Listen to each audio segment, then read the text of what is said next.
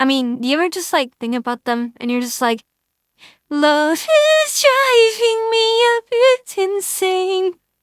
I have to get this off my chest, I'm telling you today. Well, welcome back to US history. So, last time we went over European colonization and how it really started. But now, I think it's time we explore the 13 colonies within the United States itself. Now, before we start though, each colony will be different as each one is established based on a different reason and choice made. For example, you had colonies established under a joint stock company known as corporate colonies, territories under direct control of the British monarchy itself, known as royal colonies, and colonies under direct control of individuals granted a charter by the monarch itself. These were known as proprietary colonies. However, all colonies were the same in which they all held a representative government. It just differed on who had power despite being a representative government itself. As a result, these would foster feelings of independence among the colonies, but we'll get to that later, don't worry. At the start, let's look at Virginia, a corporate colony started by a joint stock company known as the Virginia Company. This would be the start of colonization, as Virginia would be the establishment of Jamestown, one of the earliest English settlements to ever exist. Its early origins were rough, though, as people often died due to starvation and diseases such as malaria and dysentery. However, this would last under the leadership of Captain John Smith, thankfully.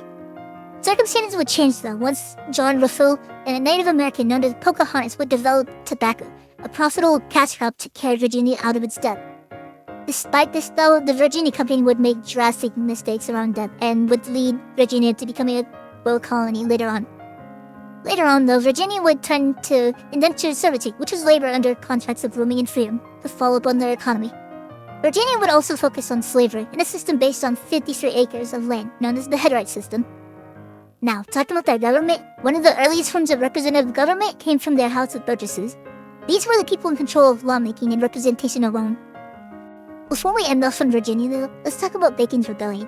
Starting under the Jamestown governor of Sir William Berkeley, Berkeley antagonized many of these farmers as a result of him failing to protect them from Native American attacks on their farms. One of these farmers, Nathaniel Bacon, seized upon the grievances of many of the farmers around and would lead a rebellion.